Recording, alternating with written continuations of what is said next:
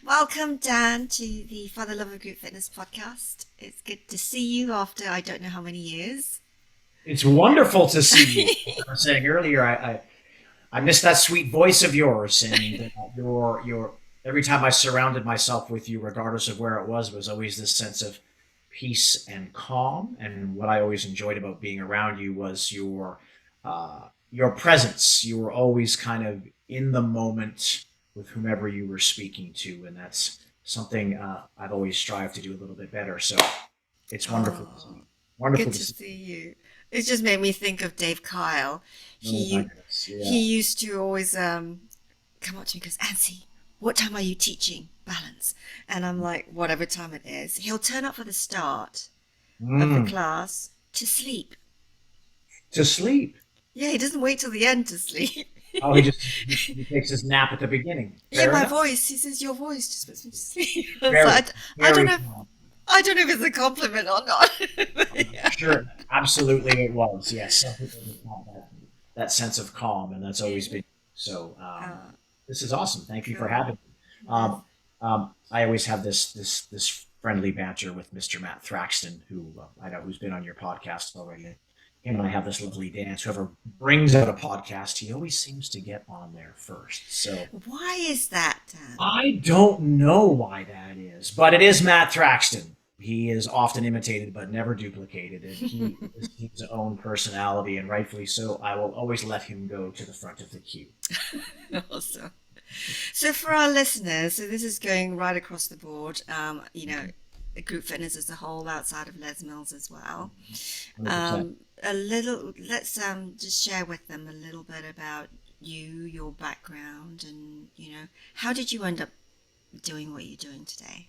Well, that's a very A deep and big. long question, but Mm, I would on because we'd already mentioned the word Les Mills. mm, I will honestly admit I would not be where I am in the industry today if it were not for my experience with Les Mills. I think okay. that there's a handful of us in the industry that kind of came into the Les Mills system in the early 2000s around that time, and I've been in the industry, but not in the industry, right? And Mm, so I truly found my love for group fitness when I joined Les Mills. Did I mm, teach quote unquote group fitness before that? Absolutely, but I think I taught it for uh, more selfish, exclusive reasons before, if that makes sense. I mm-hmm. can dive into that a little bit more, but I think before that was all about me and how I wanted people to think how great I was and look at me, I'm on stage, and Okay.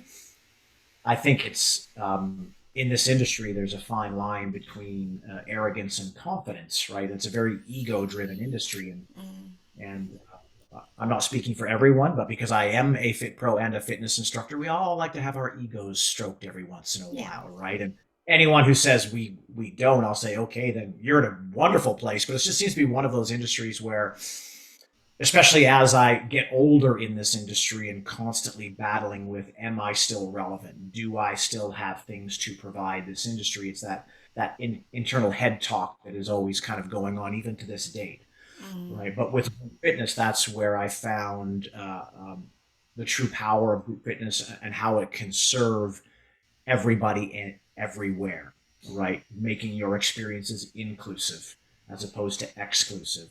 mm, Trying to make it, as Philip coined it, kind of exertainment, right? Bringing that entertainment and that exercise together to create an experience that ultimately nobody wants to miss, right? mm, And so what Les Mills gave me was those important tools of creating programming, whether it be freestyle or Les Mills.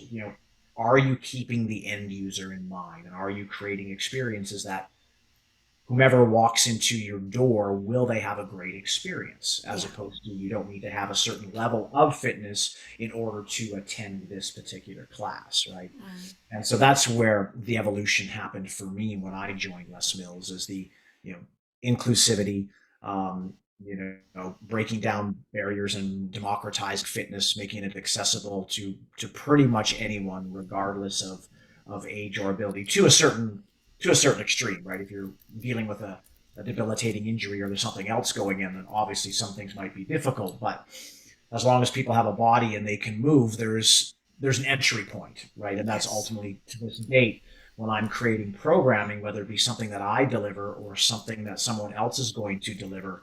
I'm always keeping that in mind, right? At any point, if someone walks into that room, can you modify whatever it is on paper to make it Yes. accessible for them? Because, and I think that's really powerful and important. Um, so that's kind of my journey into group fitness, and you know that's where I say it truly started for me.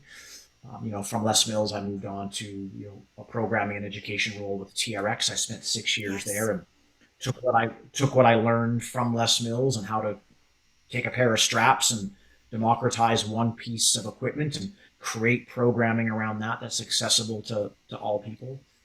Then from there, I moved on to Under Armour and spent some time Yeah. in content and sports marketing and athlete performance, and spent 5 years there. And then, before the lovely pandemic hit back in 2000, I had accepted a role with Good Life Fitness. And the reason I left Under Armour to kind of get back into fitness was I ultimately wasn't serving or following my purpose. And what I mean by that is Under Armour at the end of the day is a footwear and apparel company, and Yeah. that's obviously what they're trying to sell people, right? Mm. Did they speak about health and fitness? Absolutely, but they didn't truly want to change lives through programming or experiences. That's not the type of company that they No. were. So I was really missing that part of my journey.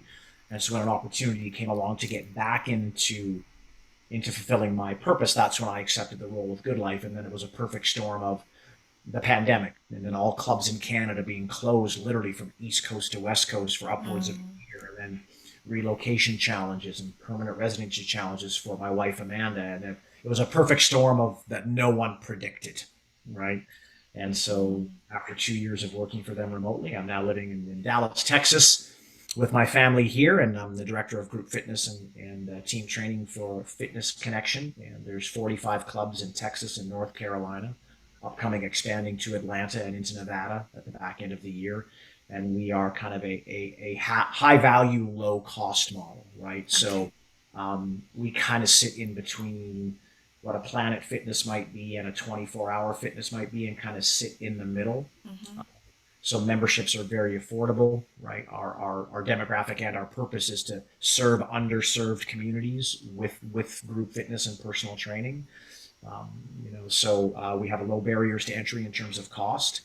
So that's a different market that I'm used to serving, and it's exciting and challenging at the same time. Mm-hmm. But ultimately, we're still creating programming that serves our communities, right? And we have a partnership with Les Mills. We have Silver Sneakers. We have Zumba, which is very popular for us, as Yeah. well as some in-house branded programming. Just a great mix of what I call group fitness solutions that promote overall health and wellness. And I'm excited to be back in that space again. It's really fulfilling. Nice. So you were in doing, I guess, you said before you entered the Les Mills world, you were teaching group fitness. Correct. Yes. Yeah. So I was teaching kind of freestyle cycling and doing boot camps and interval training and hit training, but it was something that I was kind of finding my own way and navigating in. There wasn't someone giving me a system to deliver. It was more about, I guess, freestyle at that point. I was very Yeah. young. I was in my early 20s at that time, right? And that's, I think, at that age, you kind of think you know everything and you don't need help from other people, right? Like Yeah. I got this, I know what I'm talking. It was kind of one of those things where it's not that I was delivering bad experiences that I can remember. I just wasn't thinking of the bigger picture, Mm. if that makes sense. I was actually, my I owe my career to Emma Berry. She's the one who saw me doing a freestyle cycling class at IDEA back in 2003. I was just doing my own thing, right? And she thought that I offered something in the space as far as authenticity and athleticism, right? And she Mm. said, "Hey, we're on this global search for an RPM director," and like, Yeah. what's RPM? What's Les Mills? I'd never heard of it. Literally, I had never heard of it at that time, and fast forward 2004, I'm living in Auckland, New Zealand, sold everything I owned, and showed up with a couple boxes of clothing and my two bikes, and the rest is history, right? So I owe where I'm at today for someone discovering me and taking a chance on me and mentoring me through that system. And kudos to Emma and to Steve and to Pete Manuel and Mike McSweeney, may he rest in peace. Yes. And Susan Renata, that whole group of the original five, right? I was able to be mentored by them, and Kylie and I think we like started around the exact same time in Auckland. I know she'd kind of gone back and forth at that time, but we both kind of rocked up to New Zealand and younger versions of ourselves, and we're like, hey, wow, this is all right. We're both here. Let's do this and let's learn. So it was pretty special. It was pretty special. How was that leap? There you are doing your own thing, freestyling it, and then suddenly to have been discovered in Yeah. and to fill some very big shoes from the previous choreographer, program director, as they were called back then, for Yeah. RPM. 100%. That leap was very difficult. I kind of knew what I was getting into, but I really had no idea Because what I was you're not getting. even a Les Mis instructor, right? So to Well, kind of go from there, or were and you? so and here's and this is the interesting part of this story, Rose, is that like um, you know, I got the job as RPM program director, not even being RPM certified. So let's Yeah. think about that for a minute. Like not going through the proper protocol or chain of command or evolution and growth in a Mm, program. Um, and I shouldn't say that something like that wouldn't happen these days, but I think it was just a different time at that yeah. particular time, right? They were looking to bring kind of more authenticity and athleticism to the program, keeping the fun musical journey that it was. And so I was able to bring athleticism and authenticity to cycling to the program. But what I didn't have a lot of experience in was pre choreography, right? Like I had used music in my freestyle cycling class, but I can't even remember. It's been so long. Like, because now I could not go back to teaching the way I taught before, where music was the background and not the full Mm, point of the ride. So I used music to create a journey in the ride, but it wasn't with the music, right? Yeah, I was yeah. forcing a ride to a piece of music as opposed to finding a beautiful piece of music that you really want to use and then creating the choreography around that piece of music because that piece of music is so incredible that you want to bring it to the world, right? Yeah. So and that's and I'm very thankful at that time that the team was Glenn and I, right? So at that particular point in time, Glenn and I joined forces. We came together to, kind of keep the amazing musical journey that RPM and all the Les Mills programs was, and combining that with more athleticism and authenticity to create a whole well-rounded indoor cycling experience, right? And I think Mm, at that particular point in time, that was the focus of that particular program, right? yeah. Every program evolves and has its time, but the big challenge for me was like feeling the music in my veins, like Glenn did, Mm, or Mike McSweeney, or any of them did at that particular point yeah. in time. So it was a real big learning curve for me. And to top it all off, right, that was pretty much the exact. I think I came in February of 2004, and it was March or April of May of that same year when Les Mills took back over the U.S. from Body Training Systems, right? Right. And that's when Emma and Steve and Susan, they all shipped over to the U.S. Yes. to park themselves there. And all of a sudden, all my mentors were gone, right? I remember Emma walking up to me with a whole bunch of previous RPM releases, throwing them on my desk and saying, "Good luck, mate. I'm out." I'm like, "What?" Right? So it No. really was. I was kind of left to my own devices. And I'm kind of glad that I was, because I wouldn't have learned what I've learned if I didn't have to sink or swim, for lack of a better word. But Mm, that was the biggest learning curve. I think because I was younger, I had no problem leaving everything behind in Canada, right? mm-hmm. I was like, I can now put what is a passion and sport of mine, which was cycling, right? Because professional cycling was kind of my thing at that time, right? So I was able to kind of put in my passion and love for cycling and put that into a career. Are you kidding me? Like have a Mm, full time job that's going to allow me to do what I love to do and bring that to the world. So yeah. there was no regrets in doing that. it was just like once I found out what I was getting myself into, it was like, oh, whoa, whoa, whoa, okay, well, there's a, I knew there was going to be responsibility here, but just that whole journey of every 3 months of filming, listening to more music, filming, like I loved that cycle, and it was just absolutely incredible, and being able to bring education, a deeper level of education Yes. around cycling as a sport into that program. We were able to evolve the initial module training quite heavily back then. And I think, based on what I've been told is I think because of the changes and evolution that we made to the program, we brought a lot more outdoor riders to teach indoors, right? We attracted, Yes.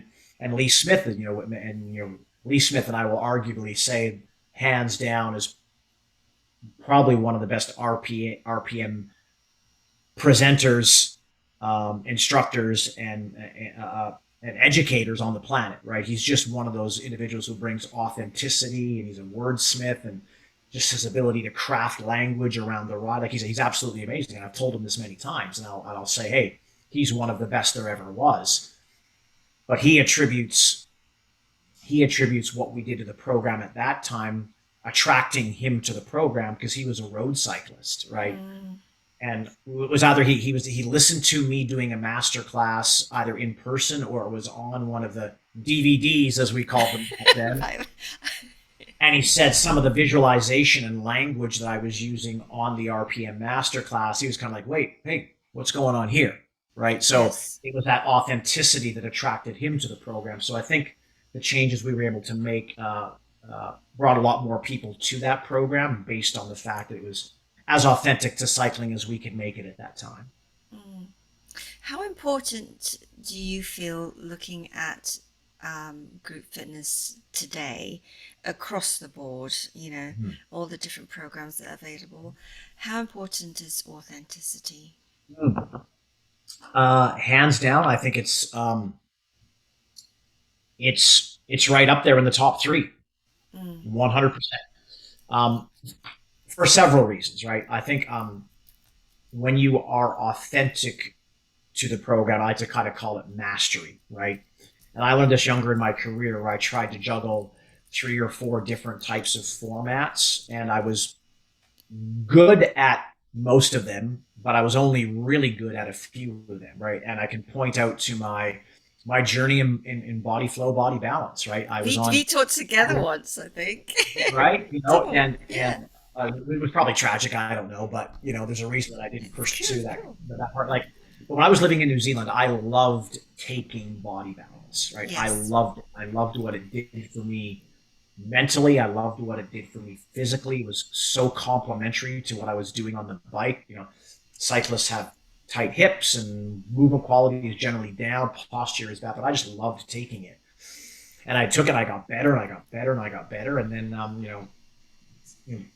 Jackie invited me to be on a body balance filming, and I accepted the challenge, and it was one of the most stressful times of my life in my career, right? And I've got a certain personality when I teach, and I like to make people laugh, and I like to have fun, and I like to take the piss out of myself, but that's just who I am. And I think at that time she wanted to bring that personality to the stage, right? But trying to be authentic to that program while coaching it at the same time was really challenging for me, right? Mm-hmm. So in order for me to have mastery or be authentic to that program, like I was going to have to like do it regularly on a continuous basis, and it actually caused me more stress than it did relief or happiness, trying to maintain what I thought the standards should be, right? Not what the members maybe thought, right? I'm Mm. getting in my head here, but for instance, if I'm teaching body balance, and I should be able to role model all progressions, demonstrate if you want to go here, go here. If you want to pull back, go here. I could pull back, no problem, but to take those poses, I just didn't have the mobility or the flexibility to Yes. stand in authenticity from my perspective, right?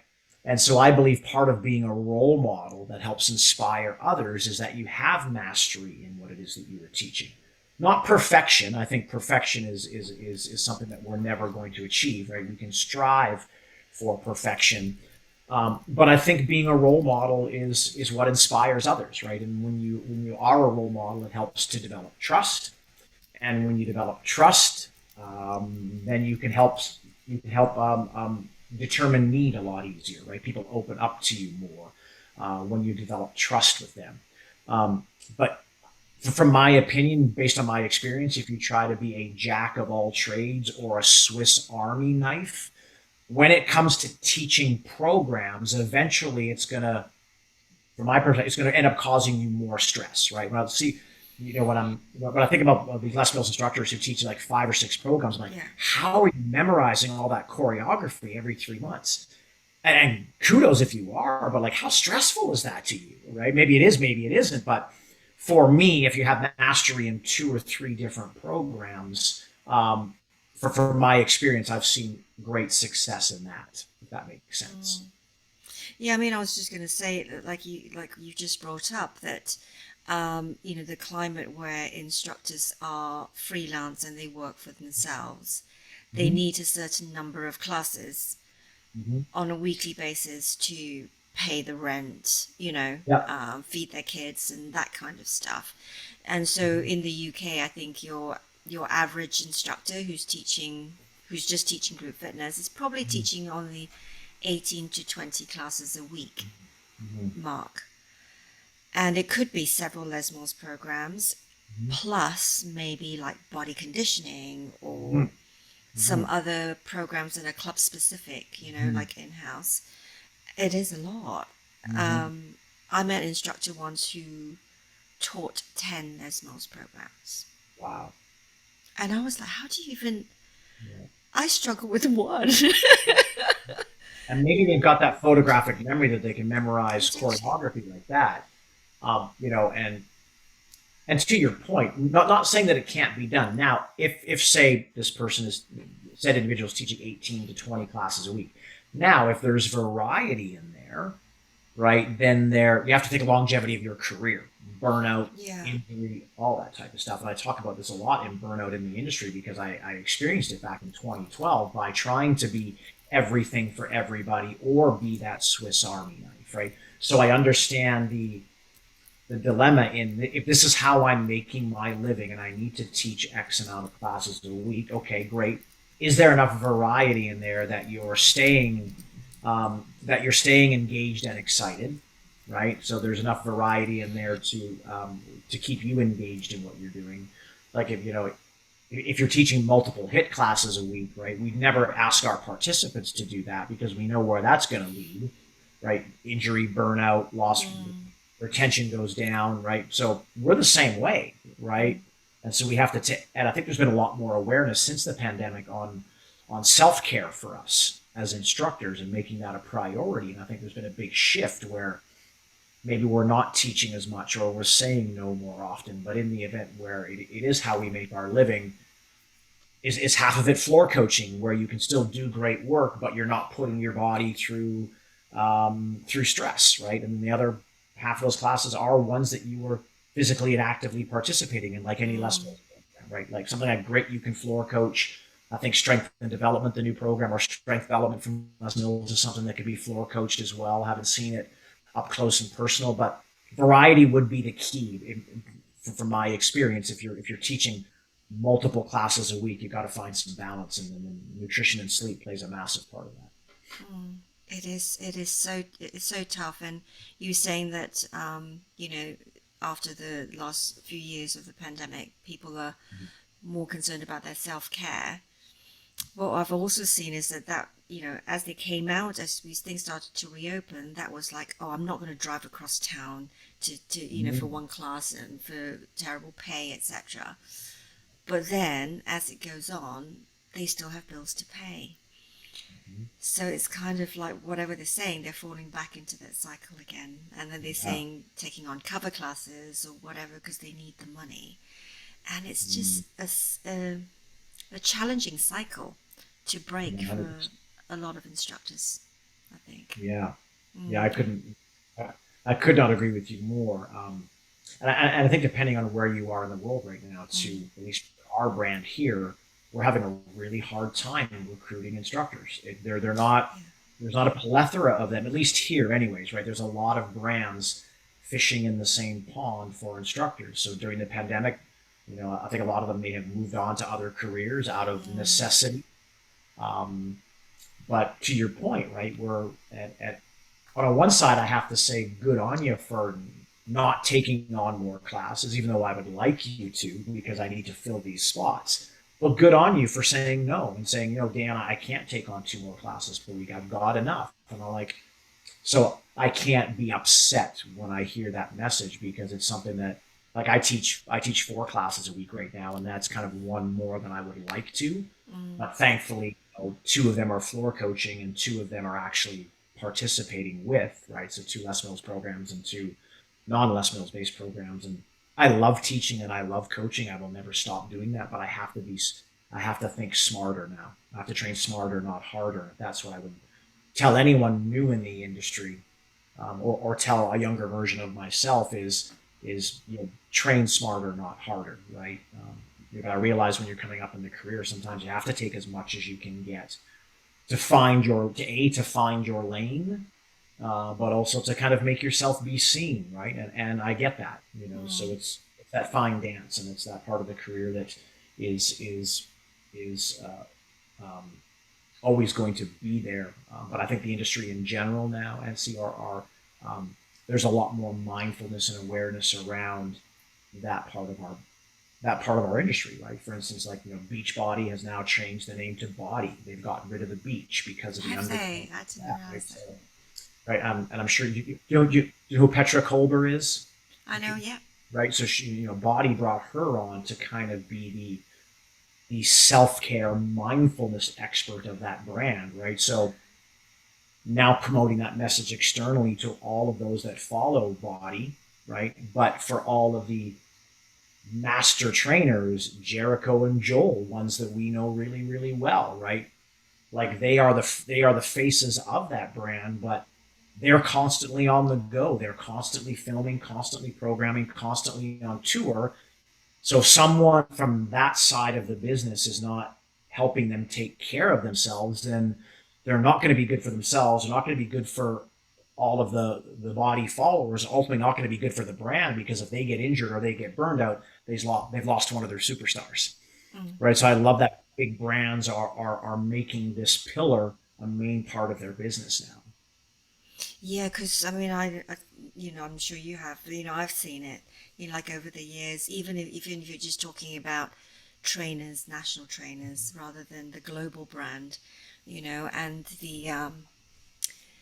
the pressures, I guess, that we put on ourselves. Firstly, because you're representing a big brand, in delivering, and expectations, etc., and then having breakdowns Mm-hmm.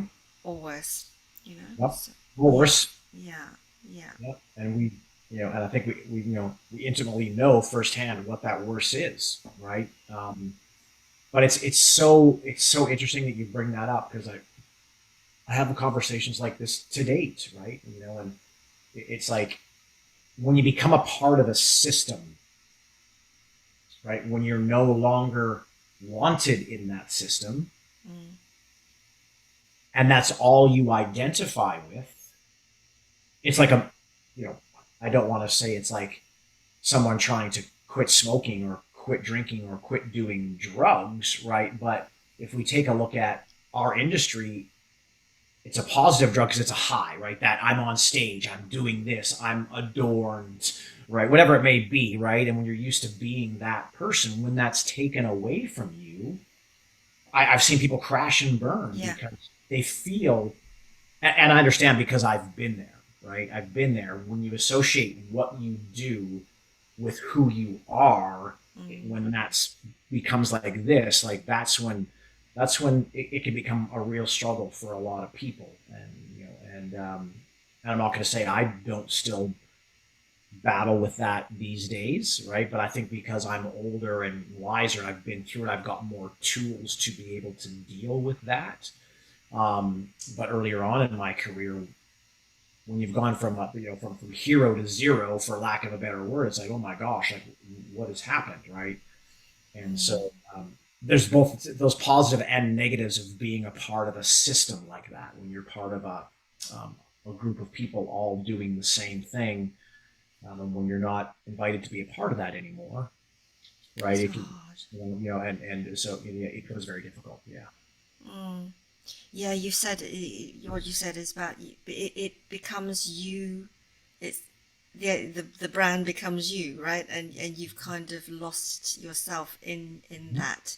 And I Mm-hmm. guess for me, I've always had my yoga Mm-hmm. because that was why I got onto the team in the first place because I was doing that my freestyle stuff, and but a lot of the newer generations that are coming through, they've grown up in the system as an instructor and Mm-hmm. progressed through it, whereas there was no body balance at the time when I joined the team, so I kind of had that, Mm-hmm. and I've always kept that going Mm-hmm. outside, and even then, you can still feel, it is a part of me. Absolutely. I could Yeah. not agree more. And it's, you know, thankfully there's been, you've always had your yoga to go back to, right? You were able to kind of combine that yoga and body balance journey and bring that together. But yeah, great point. I hadn't really thought of it that way.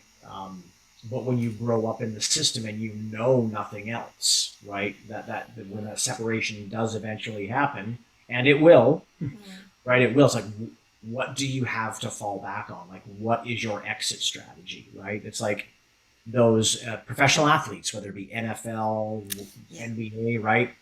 The smart players know that a career is only has an infinite amount of time. Mm. So they're investing in businesses or other things on the side. So when it's time for them to exit and move on, they've got something else to go into, right? Yes. And I think fitness is no different in that respect, right? It's like, what's not that you can't stay within the industry, right? Thankfully a lot of us have been able to move on to. I know where I am in my career, right? I know that my role now is to build better teams of instructors to deliver great experiences. I don't need to be on camera anymore. I've been there. I've done that. Mm. Do I like to be? Sure. Mm. Can I still hold my own? Sure, right? But that kind of give people like you and I who've been in this industry, right? You and I, based on our skill set and our experience, if we got the call today to be on a Les Mills masterclass, like insert now, we're good to go because we've got that experience, right? Mm-hmm. Um, but that's not my purpose anymore. My purpose now is to break down barriers for people to be able to experience group fitness, right? So I know my role now is more on the business end of group fitness and finding great instructors and recruiting and mentoring and creating educational opportunities to them for them to be able to serve in the communities that we are in, right? Um, but and so thankfully I've been able to to find other ways to serve in the industry aside from Les Mills. But yeah, when I was not a part of that system anymore, it was very, very difficult. Even though I was into another system, which was TRX, I still went through withdrawal, Mm. right? Even though I was doing something just as powerful over here, but I wasn't a part of, at that point, TRX didn't have its tribe, right? Les Mills, I had my tribe there, right?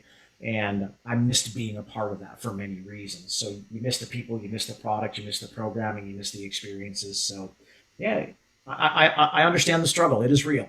It is. I always say to my other half, it's like the minute, I kind of do anything Les Mills, it's like this massive vortex that you get pulled into, and Mm. it can be very addictive, and you can't quite put your finger on it as to what it You is can't. that draws you in, and you don't quite get that in any other place.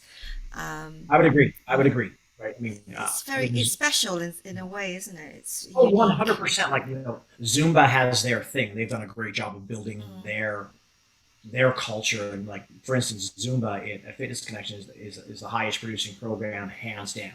Like we're getting 70, 80 people packing a room doing Zumba in our brand, right? Um, so it's very much alive, but dance is popular in the communities that we serve. Yeah. But Oh yeah, like you tell me, like when I saw what went down at London Live last year, did I not want to be in that room? 100%. No one creates a fitness experience like Les Mills does, right? That's their lane, right? And hands down, I'll argue that any day of the week, right? And they're certainly doubling down on those experiences with all the lives they're having around the globe this year, right? So they are investing heavily into bringing back live group fitness, right? And I think it's something that needs to be done because people are craving it after the last couple of years, and just doing this all day long for 2 years because of the pandemic. But oh yeah, there's something. You're right. There's something addictive about the culture that they create, and I'm really happy to see that there's a new generation coming through. Like to see, to see Lisa Osborne's kids making appearances Yes. now, and I'm like, whoa! Like I remember when like he was just like this big when I first moved to New Zealand, right? And now he's on body attack videos. So it's absolutely amazing, and I'm still very close friends with all of the PDs there. Or I shouldn't say like all of them, but um, they've had very long Yeah. careers there, and I remember having poignant conversations with a handful of them, right? Like more out of care and concern, like, all right, like what's your exit strategy? Like when this goes away, now if Les Mills is smart, right? They will move on into other roles within that company because they still have a lot to give back, right? So but I'm like, if it was to end tomorrow for any one of them for whatever reason, and they had to do something on their own, like what would it be? Yeah. I don't know, right? I don't know them intimately enough to do that, and thankfully they've all been finding ways to. I think it's smart now, right? They're all part of teams. So I understand why Les Mills has gone to teams of people, probably for career longevity. And program directors have hands in multiple programs now, which is great, which is variety, which is great for them as program directors. So that's really good to see. And Dan and Rach doing the whole metaverse now with body combat on the Oculus, like they're now dabbling into other areas, so there's more longevity for them. But it was hard enough for me after only being a PD for 4 years and Yeah. not being in the system anymore. Imagine like they were all there when I was there. Imagine like all of them have been there for 20 years doing that role, right? And not saying they can't continue to do it for 10 or 15 more years, but, you know, I'm just hoping they've got a backup plan, if that makes sense. Can I say that? Well, I mean, the things I talk about this, and this is where I find that I'm trying to get people to realize. I think not just within Lesmos, but Yeah. with we are in an industry, we use our physical bodies, and Mm-hmm. it's about having, like you say, an exit strategy. The athletes, as you say, professional athletes, who the ones that are smart plan. Like they've got something else Mm-hmm. going on, right? So that they can kind of feed into when their career ends. But then sometimes the career can end very suddenly, either Mm-hmm. because you get the sack or you get injured and you can no longer do what you do and you haven't got something. Mm-hmm. It's so important. I went along to a conference a few years ago, pre-pandemic, and it was about women in sport, and they were just talking about how when the mother in the family is physically active and plays sport, the statistics are higher for kids to be physically active Mm-hmm. compared to just the father playing sport. And they're talking all about that. And then they spoke with about a women's football association in the UK, soccer. They have something called the dual career program Mm-hmm. for the young ones that are coming through. So they've got their football career, but then they work on a dual career Wow. because as a backup, because firstly women footballers don't earn as much as the men do. They Mm-hmm. just don't. You can't compare like millions and then like you know five figures. You can't compare it. So they kind of almost need that dual career to go alongside it. But should anything happen and the career ends, they've got something else. And I think Yeah, it's so important for that's fit wonderful. pros to look at it. Wonderful. Yeah, Yeah. wonderful clear. And then and I think there's to your point, I've been very fortunate to make fitness a full time career. right? Not a lot of us do. Like the majority of the 400 instructors that we have teaching for us, it's part time, Okay. right? They've got full-time jobs and they come to serve a couple nights a week to teach some classes because they absolutely love it. It's stress relief for them, but part of that longevity, if you want to make fitness a full-time career and make a living out of it, you've got you've got to find ways to diversify, right? What else can you do? Speaking at conferences, right? So continuously giving yourself things that fill your cup, that keep you excited about the industry. I think the same thing over and over and over again, regardless of what industry you're in, that can become monotonous, which can lead to being uninspired. And the last thing I want to be is, I don't want to feel uninspired to serve in an industry and a career that I absolutely love, right? So, if you think about all the skills that we learn as group fitness instructors, there's many of those skills that can be transferred over to other areas of the industry, whether it be mentoring and evaluation and feedback, or content programming and writing, to recruitment, whatever it might be. There's many ways that you can diversify in the industry and still be able to do what you love to do and make a living doing it. What do you love about this industry, group fitness? Oh my gosh! Well, I've been in it for almost 25 years now. I'm not sure how long you've been into it, but I've always said the moment I don't get out of bed every morning excited to do what I do, then I've got to take a hard look at why I'm doing it. And do we have days that are tough? Do we have days that we don't want to teach, or that we don't want to, whatever it may be? Of course we do. I mean, if someone says to me they've never had that, I'll say, okay, I'll call BS, right? But then I remember, just what is so brilliant and beautiful about our industry, right? It's just group fitness, right?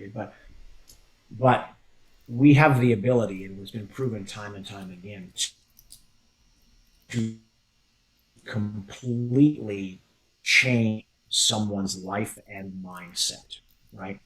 And if I did personal training quite a bit before I joined Les Mills, because I kind of did group fitness and personal training, and what I loved about personal training is that I'm getting to know you one on one intimately. My programming can be more diagnostic, right? I can. Part of the downside of that was that I'm also becoming your psychologist at the same time, right? You're dealing with all that other stuff because I'm with you one on one, but you take a class of, say, 30 people in my RPM class, right? And I never take this for granted, is that every single person in that room could be there for a different reason, right? And I know for a fact that there's people that I'll never get to know intimately. I might not even get to know their first name, because maybe they drop into my class once. But because I know that I never get that second chance to make that first impression, I always show up to every class I teach now, teaching it as though it was going to be my last class I ever taught. And I've said this as of late. If every single one of us in this industry showed up to every class that we taught like it was your retirement class and you were never going to teach it again, how do you think that experience would be? I bet you would be so present and aware. You would deliver the best possible experience ever. Your mind would not be elsewhere. You'd be making eye contact with everyone in the room. And imagine if we taught every class like that. I believe you would find a new sense of joy in what it is that you do, right? So I know that there's probably a lot of people in that class that it could be the best or worst hour of their day based on how I show up. Yeah. Right. And that great experience that we give them, or that stress relief that we give them, it may, on the more drastic end of it, it may, they may go home and be a better parent, be a better father, be a better wife, be a better brother or sister, because they had stress relief at the gym. Yes. Right. Because they've, and also I don't take for granted that they've chosen to show up to my class for me. They always have a choice. Yes. Right. Why are they showing up to my class? Well, if you have people in your class, it's because you're doing something right for the most part, right? So, and I don't take that for granted that they have choices, right? And part of my outro is thank you for choosing to spend your time with me today. I'm incredibly grateful. How often has this happened to you? Like, Etsy, right? You worked a full day and you've got to teach your class. And the last thing in the world you really want to do is teach your class today because you're tired, you're whatever it may be, right? But you choose because you know it's your responsibility because you've made that choice. Yeah. And you show up to teach that class and you're actually leaving a better person because of what the members did for you. Yes. And I love that symbiotic relationship of group fitness that they give just as much as me, sometimes more than they'll ever know than I give to them. Yes. Right. And yes. that's something I never really truly recognized earlier on in my career. Like, as I said, right, I would show up, teach my class and leave. That was it. Right. And that's how I treated it. It was a transactional relationship for me. Right. Now I want my experiences to be transformational. And it doesn't take a lot for us to do that. Show up early. Go figure. If you can, show up early, put on your background music, create the environment, be at the door to greet people, look for people you don't recognize, introduce yourself. It may be their first class ever. It may be their first class with you. But if you've never seen them in your class before, go out of your way to recognize the beginners because you never know why they're there, right? Whereas before, early on in my career, I spend more time mingling with all the people who are regulars, and sometimes I'd miss that new person coming in. I don't need to convince the regulars. They already have exercise as a habit.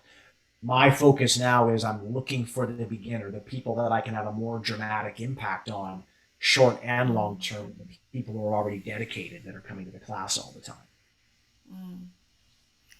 So, question for you: what fills your cup? Besides my family,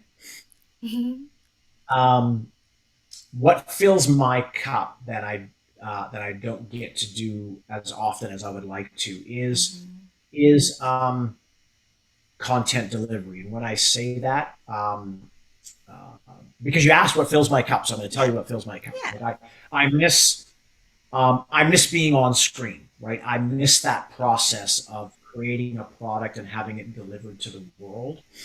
Not for egotistical reasons like they may have been earlier on in my career, but I know how much of an impact those experiences can have on the world, right? So right now I'm thinking local and acting local, right?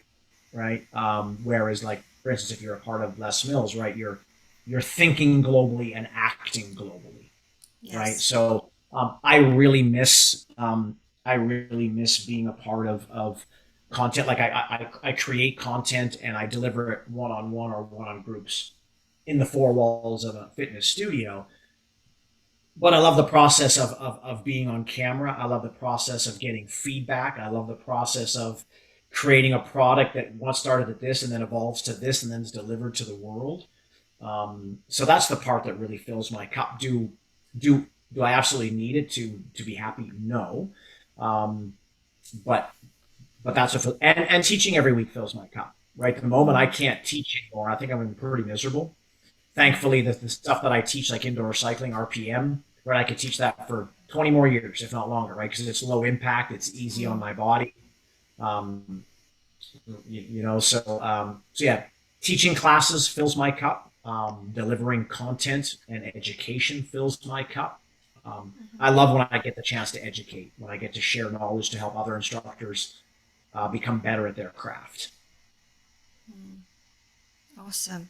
Thank you for being honest. Not a problem.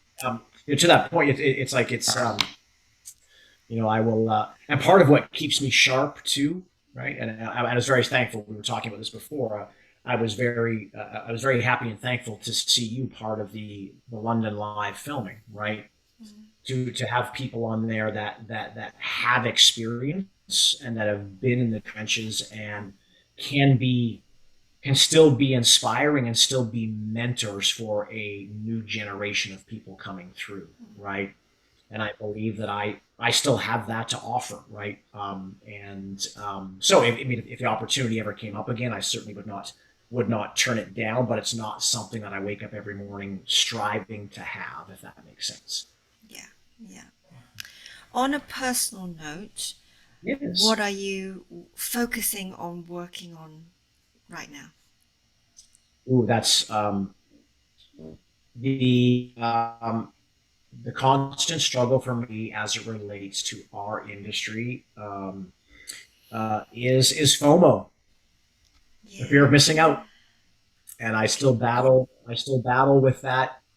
I'm getting better at it, so I've had to really work on being okay with the evolution of our industry. Um, but yeah, just wanting to be, you know, part of something greater than myself to serve the world greater or on a bigger platform. Um, but yeah, so just wanting to be okay with what is and the way it is, Yeah. and I'm getting better at it. So just being okay with and being thankful for what I do have as opposed to what I don't have. I'm not excellent at it. I'm getting better at it. Um, so I'm always struggling with why that is for me, right? Mm. I've got a great job. I've got a full time job. I'm making a difference, albeit in a different way than I'm used to. That being more behind the scenes as opposed to in front of the scenes. But maybe because you asked, and I'm being honest and being as open as raw as I possibly can here, because I still think I can serve more people uh, differently, and I want to be a part of that. But I just also know, and I'm just speaking what I believe to be my truth, is that as we get older in our career, bigger brands are looking for a younger demographic, right? Yeah. And good news, bad news, who knows, right? Not saying the younger demographic still can't deliver amazing experiences, because they can. But I do believe those of us who have 20 years in the industry, right? Um, based on our experience and all the mistakes that we've made, right? I believe we still have some wonderful things to offer, and I just hope every brand in the industry remembers that. Just because that you know because you look a certain way, or you're a certain age, or whatever it is, that you still can't contribute, or that you still can't bring something to them, can help them serve their audience, because I think it's been proven over and over again that it can be done. Yeah, I think it's the struggle with being relevant still, isn't it? I think. Oh, yeah, as I said at the beginning, right? That's probably a great way to sum it up, right? Like, there's many days, thankfully less than there have been more of them, but am I still relevant, Mm. right? And yeah, it's real. And I don't know if it's just within the industry that we're in, or if it's across society as a whole. Mm, Because and cultures, different cultures yeah. treat age differently Hmm. in terms of being relevant. Like I'm 55 this year in a Oh couple of my God. months, and I had I'm no idea how old you were. You do not look 50.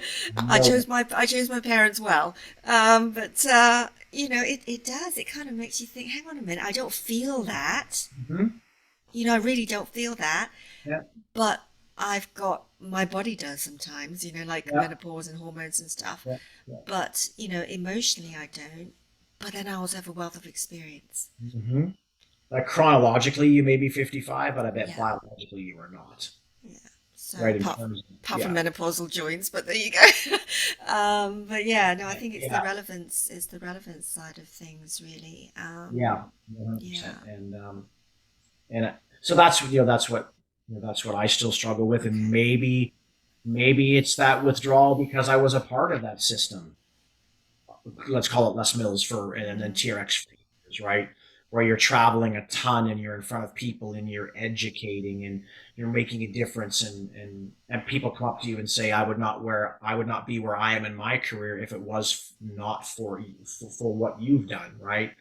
And just like what people have done for me right now, I want to be that person for someone else. But I do still believe that I still have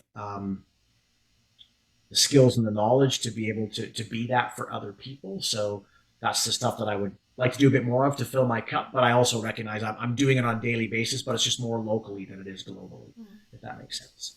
Yeah. So to wrap up, if you could Yes. sum group fitness up in one word, what would that be? Ah, in one word. One word. Maybe hyphenated, but there you go. Well, I would say I will use the word. Well, I want to use the word rad. Matt Traction, listening to this, my word is group fitness is just rad Rad. because many things fall under the word rad, but it's just it's magical. Mm, It really is, right? Because I think that we all know when we've been a part of an experience that is a class that's only 55 minutes, but we've had those experiences where you've been trying. Maybe I'm going to use magical and transformational, okay. right? Because can that become one word? Transformationally magic, maybe. Uh, Transformationally magical. Let's do what's there we that. go. Right, because when you've been a part of a class when everything clicks, the Yes. music, the movement, the people, when you walk out of there and you go, what just happened? Yeah. Like, for like, I've had many body balance, body flow experiences like that, where the music, the teaching, the movements, the surrounding environment, the people you're with, when you get that right, like there's nothing, in my opinion, that can top that, Oh, right? Like, and then that's because you get the power of a group of people doing the same thing, yeah. all there for different reasons, but you're all sharing the same journey, whether it's freestyle or Les Mills. And I've been a part of classes that I'm looking at the clock going, when's this over? When's this over? When's this over? Right? For many different Mm, reasons. Like, and those experiences still happen. And I don't want to ever be delivering something like that. And I don't want to be a part of that either. But so that's my goal. I want to deliver those magical, transformational, inclusive experiences every time I teach. Now, do I get it perfect? Hell no. But as long as that is your goal, you will be in the moment, you will be more aware, and you will deliver an amazing moment in time for those people that choose to show up for your class. I've just typed it up. I've turned it into one word. Transform magical. That's magical. There we go. I love it. It's a new word. I love it. New word accredited to you. So thank you so much, Dan, for this I appreciate you session. having me. No, I know I you. I appreciate know it. you have many people to choose from, so I'm just honored that you choose to That's speak with great. me. So thank you so much. And for the listeners that are listening in, we will have Dan's details, where you can follow him and reach out and love his little videos on Instagram. And so the details will be in the podcast description. So do connect with Dan. Thank you. Thank you so much. Thank you so much. This has been a wonderful moment in time.